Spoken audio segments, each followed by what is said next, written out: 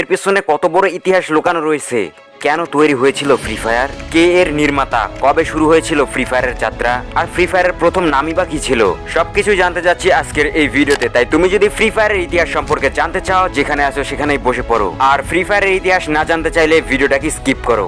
তো চলো তোমাদেরকে নিয়ে যাই আজ থেকে 8 বছর আগে, যেখান থেকে ফ্রি ফায়ারের জন্ম শুরু হয়েছিল। সাল 2017, ঠিক সেই সময় যে সময় পাবজি এবং ফর্টনাইটের মতো গেমগুলো রাতারাতি অনেক বেশি পপুলার হয়ে যাচ্ছিল। পাবজি এবং ফর্টনাইট পপুলার হলেও সেই গেমগুলো সবাই খেলতে পারতো না, কারণ পাবজি এবং ফর্টনাইট গেম খেলতে হলে অবশ্যই প্রয়োজন হতো গেম কনসোল কিংবা পিসির, যেটা সবার কাছে ছিল না। আর মধ্যবিত্ত হওয়ার কারণে সবাই এটাকে কিনতেও পারতো না।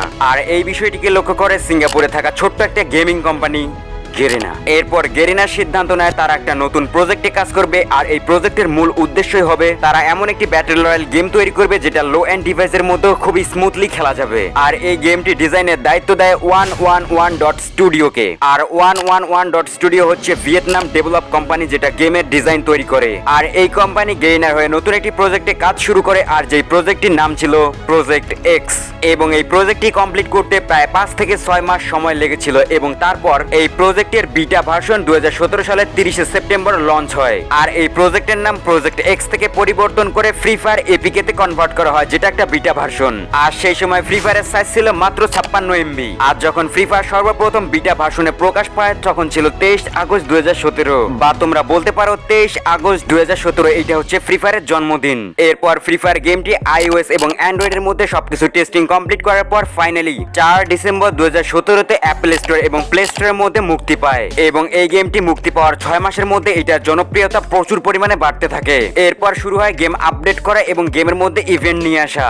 এইটা হচ্ছে ফ্রি ফায়ারের টেস্টিং ভার্সনের লোগো, এবং এইটা হচ্ছে ফ্রি ফায়ারের সর্বপ্রথম ডিসপ্লে লবি, যেটা দেখতে কিছুটা এইরকম। হ্যাঁ, মাত্র সিম্পল একটা ডিসপ্লে লবি। আর এইটা হচ্ছে ওয়েটিং লবি, আর এই লবি হচ্ছে ফ্রি ফায়ারের ফার্স্ট লবি। এখন যদি আমরা ম্যাচের মধ্যেকার কথা, ম্যাচের মধ্যে এই ধরনের গ্রাফিক্স ছিল। হ্যাঁ, এখনকার সময় যে গ্রাফিক্স রয়েছে তার থেকে অনেক অনেক লো গ্রাফিক্স। তখনকার সময় শুধুমাত্র একটাই মোড ছিল, যার নাম হচ্ছে ব্যাটল রয়্যাল মোড। আর 2017 সালের ম্যাপ এইটা। ম্যাপ বলতে গেলে শুধুমাত্র এইটাই ছিল। আর এইটা কোন জায়গায় সেটা তো তোমরা বুঝতেই পারছো। আর এইটা হচ্ছে 2017 সালের ল্যান্ডিং স্টাইল, কিছুটা এরকম করে ল্যান্ড করতো। এইটা ছিল 2017 সালের কথা। এখন যদি বলি আমরা 2018 সালের কথা, সো 18 সালের মধ্যে 2018 সালে ফ্রি ফায়ার গেমটা অনেকেই ডাউনলোড করতে থাকে এবং ফ্রি ফায়ারের মধ্যে নতুন নতুন প্লেয়ার আসতে থাকে। তখন ফ্রি ফায়ারের মধ্যে সর্বপ্রথম একটা আপডেট আসে, আর আপডেটের মধ্যে লবি অ্যাড করে দেওয়া হয়, প্লেনের মধ্যে কিছুটা চেঞ্জ নিয়ে আসা হয়, ম্যাপটাকে বড় করা হয়। এটা হচ্ছে ফ্রি ফায়ারের ল্যান্ডিং স্টাইল। মানে প্রথমবার যখন আপডেট আসে, আপডেটের পরে এটা ছিল ল্যান্ডিং স্টাইল। তারপর গ্রাফিক্স এর মধ্যে ইমপ্রুভ নিয়ে আসা হয়, কার অ্যাডস করা হয়, অর্থাৎ ভেহিকল অ্যাড করা হয়। আস্তে আস্তে গেমটা ইমপ্রুভ হতে থাকে। এইটা হচ্ছে 2018 সালের ম্যাপ, যেটা অনেকটাই বড় হয়েছিল,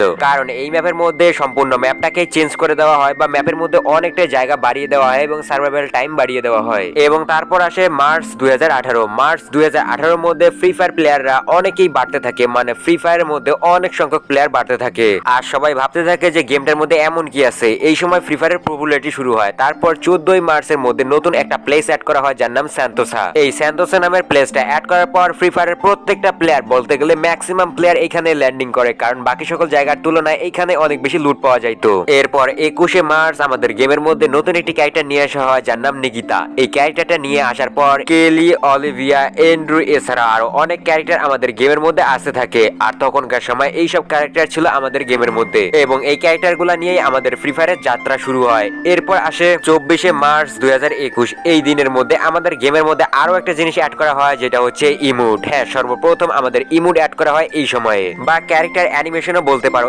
এরপর 24 মার্চ আমাদের গেমের মধ্যে প্রথমবারের মতো র্যাঙ্ক সিজন নিয়ে আসা হয়। আর এই র্যাঙ্ক সিজন বা সিস্টেমটা আনার পর ফ্রি ফায়ারের মধ্যে একের পর এক প্লেয়ারের হাড্ডাহাড্ডি লড়াই হয় যে কে সবার আগে উপরে উঠতে পারবে। এরপর আসে 18 সালের এপ্রিল মাস। এপ্রিল মাসের 2 তারিখ 2018-তে আমাদের গেমের মধ্যে সর্বপ্রথম ড্রোন বা ইউএফও অ্যাড করা হয়। এবং তারপর 20 এপ্রিল 2018-তে আমাদের গেমের মধ্যে লঞ্চার নামের এই গানটিকে অ্যাড করা হয়। এইভাবে আরো পরিবর্তন আসতে থাকে। এরপর আসে এপ্রিলের 10 তারিখ 2018। তখনকার সময় আমাদের ফ্রি ফায়ারের ল্যান্ডিং স্টাইলের মধ্যে একটু চেঞ্জেস নিয়ে আসা হয়। তখন আহামরি না হলেও হালকা কিছু পরিবর্তন করা হয়। এরপর আসে 22 এপ্রিল 2018। তখনকার সময় আমাদের সর্বপ্রথম মাশরুমের সঙ্গে ইন্ট্রোডিউস করে দেওয়া হয়, এবং তখনকার সময় সর্বপ্রথম মাশরুম আমাদের গেমের মধ্যে আসে। আর এইটা যেখানে যেখানে সেখানেই পেয়ে যেতাম আমরা ম্যাচের মধ্যে। এবং তারপর 2 মে 2018-তে সর্বপ্রথম আমাদের ফ্রি ফায়ারের মধ্যে MP40 নামের এই মারাত্মক বা খতরনাক গানটিকে অ্যাড করা হয়। এরপর সেই দিনে সেই মাসের মধ্যে যে আপডেটটা আসছিল সেই আপডেটের মধ্যে আমাদের গেমের মধ্যে আরো একটা নতুন ম্যাপ